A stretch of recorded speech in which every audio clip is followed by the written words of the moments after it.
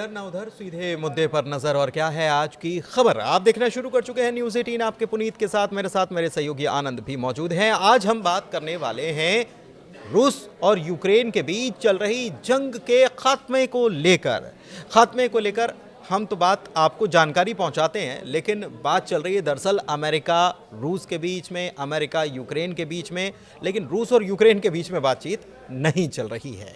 खैर, अपडेट्स क्या आ रहे हैं, ट्रंप ने क्या कहा है, रूस को क्या धमकाया है या फिर कहा है कि मान जाओ, इसी चीज़ को समझने के लिए चलते हैं आनंद के पास। आनंद, क्या खबर आई है? बिल्कुल, खबर तो बताएंगे, लेकिन एक व्यूवर से आज एक क्वेश्चन ये है कि सोवियत संघ ने परमाणु परीक्षण कब किया था? तो देखिए, ये सवाल आनंद दे रहे हैं, सवाल का जवाब आप ज़रूर दीजिए, कमेंट करके आप बता सकते हैं कि इस सवाल का जवाब क्या है। फिर से सवाल दोहरा देते हैं।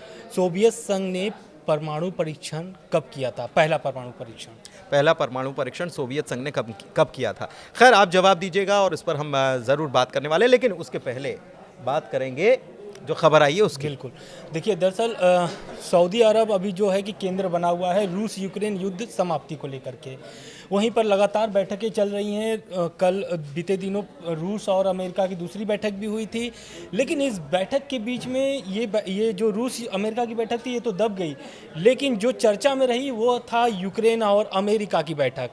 यूक्रेन और अमेरिका की बैठक में अमेरिका ने प्रस्ताव रखा था 30 दिन के युद्ध विराम का, जिसपे यूक्रेन ने मुहर लगा दी है, यानी कि सहमति जता दी है कि भाई हम तैयार हैं युद्ध विराम के लिए। लेकिन इस सब खबर के बीच में रूस का कोई भी इस पर प्रतिक्रिया नहीं आती है कि वो क्या युद्ध विराम चाहता है या नहीं चाहता है। ये सब चीज़ को देखते हुए ट्रंप ने एक अपने भाषण में पुतिन को एक तरीके से सीधे धमकाया है कि अगर वो युद्ध नहीं रोकना चाहते हैं और ये प्रस्ताव को नहीं मानते हैं तो उनको भारी भुगतान करना पड़ेगा। बहुत सारे सैंक्शंस लगाए जाएंगे और ये रूस के लिए अच्छा नहीं होगा। मतलब ट्रंप जब भी बोलते हैं तो हमेशा हमने देखा, ज़ेलेंस्की से जब बात कर रहे थे तब भी उन्होंने, या मीडिया से जब बात करते हैं तब भी वो बिल्कुल अलग अंदाज में बात करते हैं और खुलकर बोल देते हैं। ऐसा लगता है कि जो भी है अंदर वो साफ तौर पर साफ गोई से बात करने वाले, या कोई दूसरे जो शायद उनको पसंद ना करते हो तो उनको बड़बोला भी कह सकते हैं। बिल्कुल, हाँ। लेकिन ये जो ट्रंप ने ये बयान दिया है, ये अचानक से, अभी तक तो हम देख रहे थे कि रूस की तरफ उनका पलड़ा जो है वो झुका हुआ था। रूस की तरफ ऐसा लग रहा था कि वो रूस से मोहब्बत करने लगे हैं, पुतिन से मोहब्बत या पुरानी दोस्ती जो है वो रख रहे हैं। बिल्कुल, लेकिन ये प्रस्ताव के स्वीकार करने के बाद से अब जो ट्रंप हैं वो जो बाइडन के तर्ज पर चलने लगे हैं। मतलब जो बाइडन यूक्रेन के साथ जो सीढ़ी चढ़ रहे थे, अब वो ट्रंप भी चढ़ना चालू कर दिए हैं।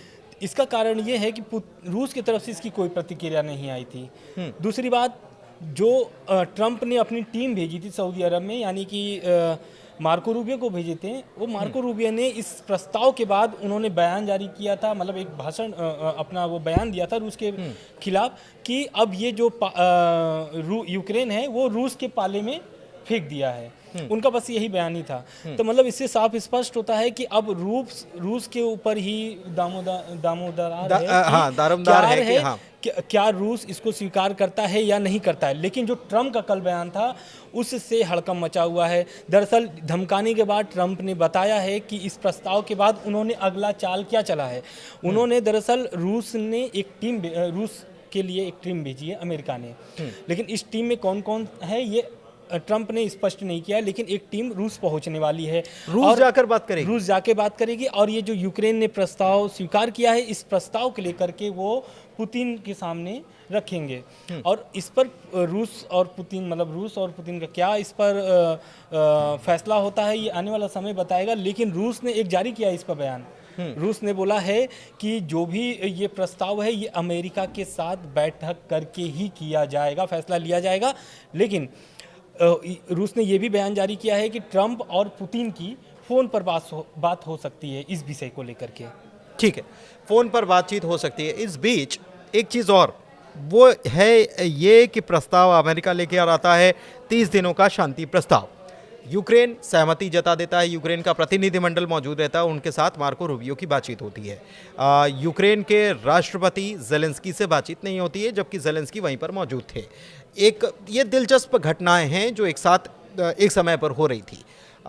ज़ेलेंस्की मिलते हैं किससे? सऊदी अरब के क्राउन प्रिंस से, और उनसे मुलाकात होती है। मार्को रूबियो की भी उनसे मुलाकात होती है। इसके पहले का थोड़ा सा आप समझ लीजिए कि कैसे कैसे चीज़ें चली हैं। ज़ेलेंस्की ने ट्रंप से मुलाकात की थी, डील साइन करने के लिए गए थे, फिर वहाँ पर कह दिया व्हाट अबाउट सिक्योरिटीज़, हमारी सुरक्षा का क्या? और हमारी सुरक्षा का क्या जब सवाल उठाया तो थैंक यू नहीं बोला, इसको लेकर गर्मा गर्म बहस हो गई। खैर, मैं ये समझना चाह रहा हूँ कि सुरक्षा पर तो अभी भी बात अड़ी हुई है, बिल्कुल सुरक्षा लेकिन मार्को रूबियो ने क्या कहा कल? मतलब जब ये सहमति बनी तो मार्को रूबियो ने कहा कि कुछ मदद दे रहे हैं क्या वापस? बिल्कुल, वो उन्होंने जो मतलब कि प्रतिबंध लगा दिए थे, एक तरीके से हथियार देना बंद कर दिए थे, खुफिया जानकारी देना बंद कर दिए थे, अब इसको बहाल कर दिया गया है। इस प्रस्ताव के स्वीकार करने के बाद यूक्रेन को जो पहले से अमेरिका के साथ सहयोग मिल रहा था, अब वो जारी रहेगा। मतलब कि हथियार भी मिलेंगे, खुफिया जानकारी भी यूक्रेन से साझा किया जाएगा अमेरिका की तरफ से। देखिए, एक चीज़ तो आनंद, मैं पहले भी ये मान कर चल रहा था कि ये डील, जिस यूक्रेन से अमेरिका की जो डील होनी है, ये बहुत ज़रूरी अमेरिका के लिए भी है। बिल्कुल। और ये जब ट्रंप ये बात कह रहे थे कि sign the deal otherwise we are out, तो जब वो ये कह रहे थे तो क्या वाकई में वो ये कह रहे थे, या फिर हम कहें कि ये धमकाने वाला लहजा था? क्योंकि यूक्रेन में जिस डील की बात हो रही है वो अमेरिका के लिए बहुत अहम है, और ये ट्रंप जानते हैं अच्छे तरीके से। तो उनको मालूम है कि कब किसको बैलेंस करना है। कभी उनका तराजू का, उनका पलड़ा, ट्रंप का पलड़ा जो है, कभी यूक्रेन की तरफ झुकता है तो कभी रशिया की तरफ, और रशिया की तरफ ज़्यादा झुका हुआ नजर आ रहा था, लेकिन अब वो पलड़ा पलटा है। दरअसल जेलेंस्की भी समझते हैं कि ट्रंप अब क्या चाह रहे हैं। पहले वो सोच रहे थे कि जो बाइडेन से जैसे संबंध थे अब उसी तरह ट्रंप के साथ भी होगा, लेकिन ट्रंप ने अपनी तेवर दिखाए। अब उस तेवर को देखते हुए नरम पड़ गए हैं जेलेंस्की, और वो समझ गए हैं कि 3 साल युद्ध के बाद यूक्रेन किस गर्ग में चला गया है। यूक्रेन को उसको उठने के लिए, युद्ध के ख़त्म होने के बाद भी यूक्रेन को काफ़ी समय लगेगा उसको सही तरीके से चलने में। तो इसको देखते हुए उस जो डील थी खनीज की, उस पर तो वो स्वीकार कर लिए हैं, समझौता होगा और डील भी पक्की होगी और खनीज भी अब अमेरिका लेगा। बेसिकली हम ये समझें कि ये सब खेल जो है, या ये ना ज़ेलेंस्की झुक रहे हैं ना ट्रंप झुक रहे हैं, झुक कोई नहीं रहा है, ये डील के लिए बातचीत चल रही है। कभी ऐसा लगता है कि ज़ेलेंस्की झुक गए हैं, कभी लगता है कि वो थोड़े से रिजिड हो गए हैं, कभी ऐसा लगता है कि ट्रंप ने उनको डांट दिया है और ट्रंप धमका रहे हैं, लेकिन ऐसी चीज़ है नहीं। लेकिन क्या रूस इसके लिए राज़ी होने वाला है? बिल्कुल, देखिए रूस बहुत अच्छा क्वेश्चन है। रूस ने इस पर अपनी शर्तें पहले ही रख चुकी है। इस प्रस्ताव के पहले ही शर्त जो थे, और उस पर भी अभी लग रहा है कि रूस उसी पे कायम है। पहला उसका शर्त यह है कि यूक्रेन नाटो में नहीं शामिल होगा। ये तो दूसरा सबसे महत्वपूर्ण शर्तें हैं वो शायद न माने अमेरिका। दूसरा उनकी जो शर्त है कि जो यूक्रेन के जो कब्जा हुआ जमीन है उसको मान्यता दे रूस को। ये सबसे बड़ी शर्तें हैं। लेकिन ये 2014 वाला मामला है। नहीं, अब वो तो ये स्पष्टता नहीं है, लेकिन उसने ये दावा, इसने ये शर्तें रख दी हैं कि मैं शर्त मानने के लिए तैयार हूँ, लेकिन उसके लिए आपको ये जो 2-3 शर्तें हैं उसको मानना पड़ेगा। पहला कि रूस के प्रति कोई भी ऐसा यूक्रेन फैसला न ले जिससे रूस की क्षति हो। दूसरा, नाटो में न शामिल हो यूक्रेन। तीसरा, जो यूक्रेन की ज़मीन है रूस के पास कब्जे में, उसी के पास उसकी मान्यता दी जाए। मतलब जितना हमने कब्जाया है उतना तो हमारा रहेगा। बिल्कुल, नाटो में यूक्रेन शामिल नहीं होगा। बिल्कुल, लेकिन मार्को रूबियो का जो बयान आया था पहले कि 2014 वाले बॉर्डर पे बात नहीं होगी, जो अब की ज़मीन जो आपकी कब्जा की गई है उस पर बातचीत की जाएगी।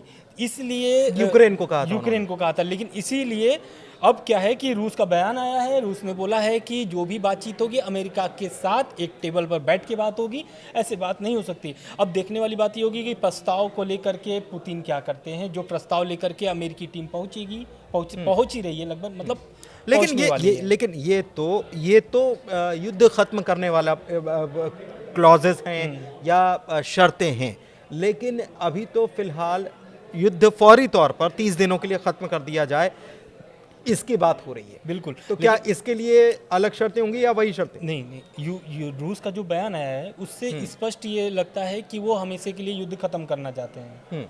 उनका यही बयान है कि ठीक है, युद्ध विराम का जो भी प्रस्ताव आ रहा है मैं उस पर चर्चा करूंगा, मतलब एक तरीके से उस पर मूल्यांकन करूंगा कि ये रूस के पक्ष में है या नहीं है। दूसरी बात रूस ने जारी किया है मंत्रालय ने कि अमेरिका की जो भी प्रस्ताव है, जो भी टीम लेकर के आ रही है, उस पर पुतिन विचार करेंगे अपने मंत्रियों के साथ। उसके बाद एक और बयान आता है कि अब जो भी बैठक, जो भी बातचीत, चर्चा, मतलब जो भी निर्णय निकालेंगे, उस निर्णय को लेकर के एक टेबल पर बात होगी। लेकिन ये अब सऊदी अरब का इसमें रोल खत्म हो गया क्या? क्योंकि आप कह रहे हैं कि अमेरिकी प्रतिनिधिमंडल जाएगा रूस, वहाँ पर बातचीत करने वाला है। बिल्कुल, बातचीत कर रूस पहुंच ही गया है, वो एक तरीके से बातचीत प्रस्ताव रख ही गया है।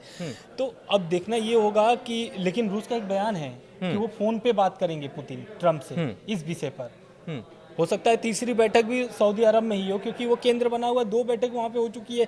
यूक्रेन और जेलेंस्की भी पहुँच चुके हैं सऊदी अरब में। तो हो सकता है कि इस बैठक का अंत सऊदी अरब से ही निकाला जाए। लेकिन ये खबर भी है कि ट्रंप जो हैं उन्होंने बड़े सख्त लहजे में या बड़े कड़े लहजे में अभी तक, क्योंकि उनकी तरफ से रूस को लेकर ऐसी बयानबाजी सामने नहीं आई थी। बिल्कुल, वो पुतिन के चुप्पी को देखते हुए उनकी गुस्सा जो है भड़क गया था। क्योंकि पुतिन करीब 5-6 घंटे 10 घंटे हो गए थे, लेकिन कोई प्रतिक्रिया नहीं आई थी रूस से युद्ध विराम को लेकर के। इस वजह से ट्रंप को ऐसा बयान देना पड़ा है। और तो क्या उन्होंने एग्जैक्टली क्या कहा है? उन्होंने कहा है कि अगर पुतिन इस प्रस्ताव को स्वीकार नहीं करते हैं तो इसमें रूस की क्षति है। दूसरा, रूस आर्थिक मंदी से भी गुजरेगा। तीसरा, जो भी प्रतिबंध लगे हैं रूस पर, उसको नहीं हटाया जाएगा और बढ़ा देंगे और बढ़ा दिया जाएगा। अभी तो पहले जो बात कही गई थी कि भाई रूस में जो प्रतिबंध रूस पर लगाए गए, फाइल मंगवा ली थी, ऐसी फाइल मंगा दी गई है और ट्रंप उसको हटाने के लिए चर्चा मंथन कर रहे हैं। लेकिन अब कल के बयान से पूरा सब उल्टा हो गया है और जो भी एक तरीके से जीत माना जाए वो जेलेंस्की की तरफ चली गई है। मतलब अभी तक ऐसे देख रहे थे आप, अब ये मामला ऐसा हो गया है। ट्रंप जो हैं अभी तक कुछ और कह रहे थे, अब कुछ और कह रहे हैं, और एक प्रकार से उनके शब्दों में धमकाने वाला अंदाज भी नज़र आ रहा है। खैर, इस बीच हमने शुरुआत में, इस चर्चा की शुरुआत में एक सवाल आपसे किया था। उस सवाल का जवाब हमें आप कमेंट के माध्यम से दे सकते हैं। फ़िलहाल इस चर्चा में इतना ही। वीडियो कैसा लगा बताइए कमेंट के ज़रिए। हमारे चैनल को लाइक कीजिए, सब्सक्राइब कीजिए और लोगों को शेयर भी कीजिए ये वीडियो आपको पसंद आया हो। तो फिलहाल चर्चा में इतना ही। धन्यवाद।